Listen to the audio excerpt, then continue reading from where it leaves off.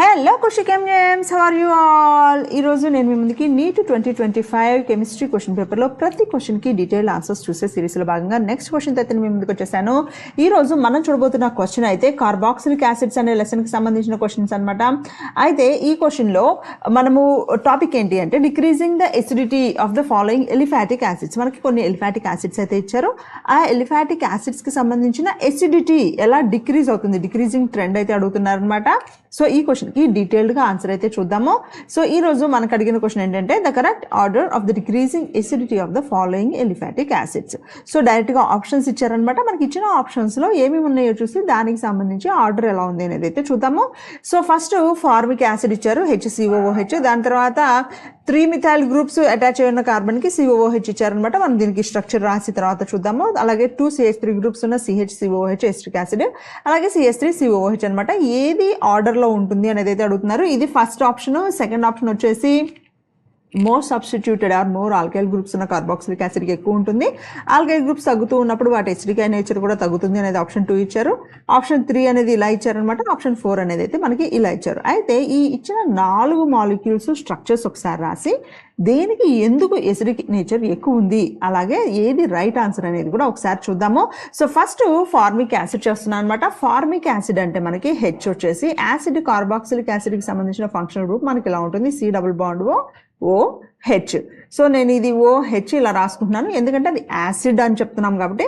Acid అంటే ఏం తెలుసు మనకి, H+ని త్వరగా ఇచ్చేస్తూ ఉండాలి. సో ఈ H+ని ఏది త్వరగా అయితే బయటకి ఇచ్చేస్తుందో అది మనకు స్ట్రాంగ్ యాసిడ్ అన్నట్టు. అలాగే మనకి రెండో మాలిక్యూల్ ఏమి ఇచ్చారు, CH3 COOH. సో ఇక్కడ కూడా ఈ H+ ఏది త్వరగా ఇస్తే అది మనకి స్ట్రాంగ్ యాసిడ్ అన్నట్టు. అలాగే మనకి ఇచ్చిన ఇంకొక ఆప్షన్ ఏంటి అంటే ఇంకొక మాలిక్యూల్ CH3 CH3 COOH. అలాగే ఫోర్త్ది ఏమి ఇచ్చారు అంటే మనకి CH3 CH3, అలాగే ఇక్కడ CH3, అలాగే ఇక్కడ COOH అనమాట. సో ఈ 4 దేనికి ఎక్కువ ఎసిడిక్ నేచర్ ఉంది అనేది అయితే చూద్దాం ఫస్ట్. అయితే ఎసిడిక్ నేచర్ అంటే డెఫినేషన్ మనకు తెలుసు. ఏం తెలుసు, ఏదైతే త్వరగా H+ అయాన్స్ని బయటకి ఇస్తుందో దాన్ని హైలీ ఎసిడిక్ అని చెప్తాం మనం. అంటే H+ని త్వరగా బయటకి ఇచ్చేయాలి. సో కానీ ఇక్కడ H+ ఇస్తుంది, ఇక్కడ కూడా COOH, అన్ని కార్బాక్సిలిక్ యాసిడ్ గ్రూప్సే. కానీ దీంతో పాటు కార్బాక్సిలిక్ కార్బన్ పక్కన ఉన్న కార్బన్ అనేది ఒకటి అవైలబుల్ ఉంది. అండ్ ఈ CH3 అనేది మనకి ఎలక్ట్రాన్ డెన్సిటీని కార్బన్ మీదకి ఇస్తుంది due to inductive effect. So ఇక్కడ అన్ని కూడా ఇండక్టివ్ ఎఫెక్ట్ ని చూపిస్తున్నాయి. సో ఇక్కడ ఒక కార్బనే మనకి COO వైపుకి ఎలక్ట్రాన్ డెన్సిటీ ఇస్తుంది. కానీ ఇక్కడ మనకి 2 మిథైల్ గ్రూప్స్ ECకి ఇస్తున్నాయి. అలాగే ఈ కార్బన్ మీద ఎలక్ట్రాన్ డెన్సిటీ ఎక్కువ అయ్యి ఇది మనకు చాలా ఎక్కువ ఎలక్ట్రాన్ డెన్సిటీ అనేది మనకి ఇస్తుంది అనమాట. అదే ఈ మాలిక్యూల్లో చూడండి 1 2 3. సో ఈ 3 కూడా ఎలక్ట్రాన్ డెన్సిటీ ఈ కార్బన్కి ఇస్తున్నాయి. ఈ కార్బన్ నుంచి ఎలక్ట్రాన్ డెన్సిటీ అనేది COOH గ్రూప్ వైపు వస్తుంది. సో ఇప్పుడు మనకి అల్టిమేట్గా ఏమవుతుంది, ఈ ఆక్సిజన్ మీద ఉన్న లోన్ పేర్ ఆఫ్ ఎలక్ట్రాన్స్తో పాటు ఎక్స్ట్రా ఎలక్ట్రాన్ డెన్సిటీ అనేది మనకి ఈ ఆక్సిజన్ వరకు వస్తుంది, అవునా? సో అంటే ఇది ఆక్సిజన్ అనేది హైడ్రోజన్ నుంచి ఎలక్ట్రాన్స్ త్వరగా తీసుకోలేదు. ఎందుకు లేదు, ఆల్రెడీ దాని మీద కొన్ని ఎలక్ట్రాన్స్ ఉన్నాయి. పక్క నుంచి ఎలక్ట్రాన్స్ డెన్సిటీ అనేది కంటిన్యూస్గా ఆక్సిజన్ వైపుకి ఫ్లో అవుతుంది.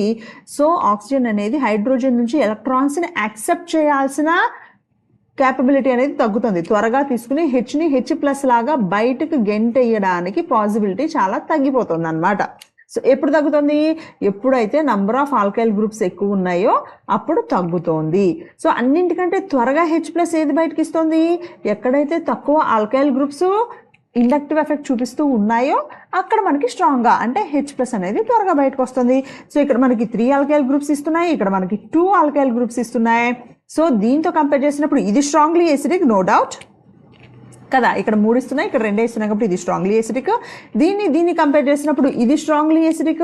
బట్ దీనిని ఫార్మిక్ యాసిడ్ని కంపేర్ చేసినప్పుడు డెఫినెట్గా formic acid is highly acidic. ఎందుకని దీనికి పక్క నుంచి ఇండక్టివ్ ఎఫెక్ట్ చూస్తే ఎలక్ట్రాన్ డొనేటింగ్ గ్రూప్స్ ఏమీ లేవు కాబట్టి మనకి ఫార్మిక్ యాసిడ్ అనేది highly acidic. So that it can donate H+ easily. ఎందుకని కార్బన్ మీద ఆర్ ఆక్సిజన్ మీదకు ఎలక్ట్రాన్ డెన్సిటీ అనేది పక్క నుంచి వచ్చే ఎలక్ట్రాన్ డెన్సిటీ తక్కువ ఉంది. సో దానివల్ల ఏమవుతుందంటే ఈ బాండ్లో ఉన్న ఈ సిగ్మా బాండ్లో ఉన్న ఎలక్ట్రాన్స్ని ఈ ఆక్సిజన్ దాని వైపు లాగేసుకుని H+ని త్వరగా బయటకు పంపించేస్తుంది. అర్థమైందా? సో ఇప్పుడు మనకి ఇచ్చిన ఆప్షన్స్లో రైట్ ఆన్సర్ ఏంటి అనేది చూద్దాం ఒకసారి. చూడండి, మనకి ఇచ్చిన ఆప్షన్స్ అయితే ఇవి డిక్రీజింగ్ ఆర్డర్ అన్నాడు. అంటే మనకి హైయెస్ట్లో ఏముండాలి, ఫార్మిక్ యాసిడ్ ఉండాలి. సో మనకి ఫార్మిక్ యాసిడ్ ఫస్ట్ ఆప్షన్లోను ఫోర్త్ ఆప్షన్లోనూ ఉన్నాయి. సో మనకి option number 2 and option number 3 అనేది రైట్ ఆన్సర్స్ కాదు. ఆబ్వియస్గా రెండు పక్కన పెట్టేస్తున్నాను. సో నెక్స్ట్ చూడండి, ఫార్మిక్ యాసిడ్ తర్వాత 3 CH3 గ్రూప్స్ అటాచ్ అయి ఉన్న యాసిడ్ అయితే ఉంది, కానీ ఇక్కడ నంబర్ ఆఫ్ కార్బన్స్ ఒక కార్బనే ఉంది. సో ఇది మనకు నంబర్ 4 అనేది మనకు రైట్ ఆన్సర్ అవుతుందన్నమాట. ఇది ఈ క్వశ్చన్కి సంబంధించిన డీటెయిల్డ్ ఎక్స్ప్లెనేషన్. సో ఈ వీడియో మీకు నచ్చింది అనుకుంటున్నాను. I will see you all with another informative and interactive video.